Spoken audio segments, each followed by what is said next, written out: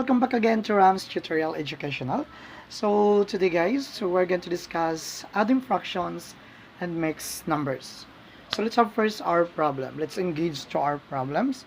We have here Mrs. Martin bought 5 1/2 meter of white cloth and 2/5 meter of blue cloth.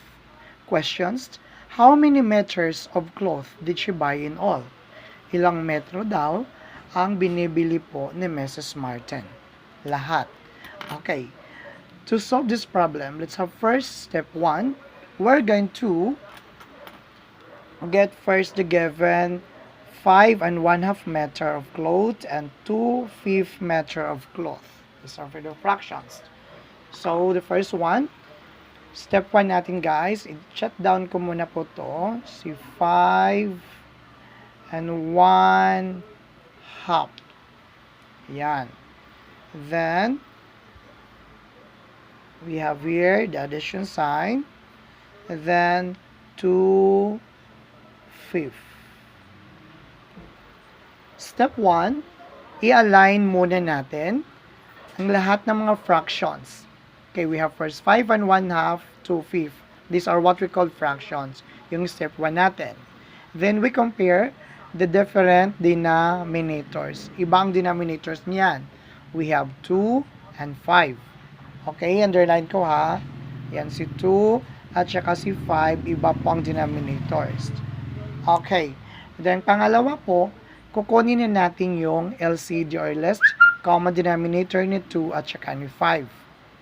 So, ito yung pangalawa natin na find the LCD. So, ito po yung LCD po ni 2 and 5, which is 10. Next, after finding the LCD, we're going to rename the given a similar fraction. Let's start divide. Here, 10 divide 5. Okay, divide to dito guys ha. 10 divide 5, the answer is 2. I'm going to write here 2 times 2, multiply to dito. So, the answer is 4. That's 14. Next, another. Inuna ko yung sa baba, guys. So, dito naman po tayo sa taas. 10 divide 2, the answer is 5. Huwag mong isama si whole number, ha. So, whole number, dito lang natin yan ilalagay. We rewrite lang po. So, 10 divided by 2, balik tayo, 5. 5 times 1, the answer is 5. Okay? So, andito na po yung, ano natin, tinatawag natin na similar fraction na po. Pareho na po sila, 510 and 410. Okay? So, andito lang yung whole number natin. Again, step 1, i-align natin yung mga fractions which is the given 5 and 1/2 and 2/5. Ito yung sinusulat ko po.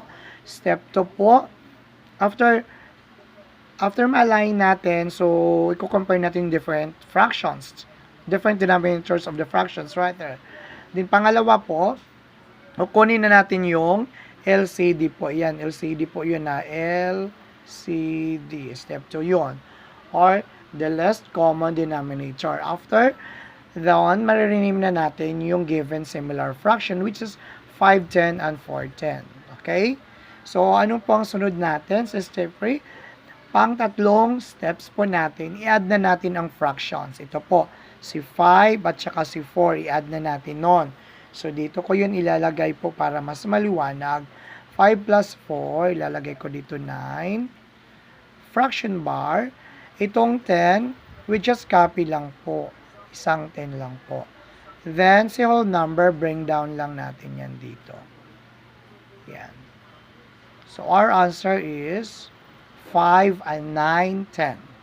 Therefore, sa questions natin, dito po, how many meters of cloth did she buy in all? So, we're going to write 5 and 9 over 10. Okay? Of meters she buy in all. This is how you're going to subtract adding fractions and mix numbers po. Okay? So, sundan nyo lang po. Step 1, align the fractions, then compare the denominators.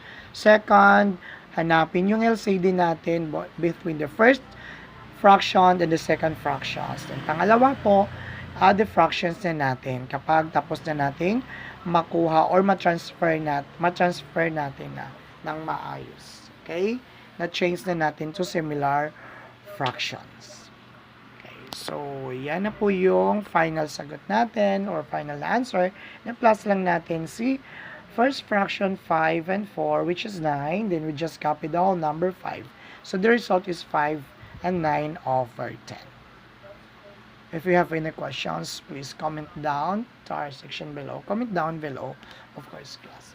Okay, once again, don't forget to subscribe. Hit the notification bell icon so that you're updated in our latest video tutorial. Bye!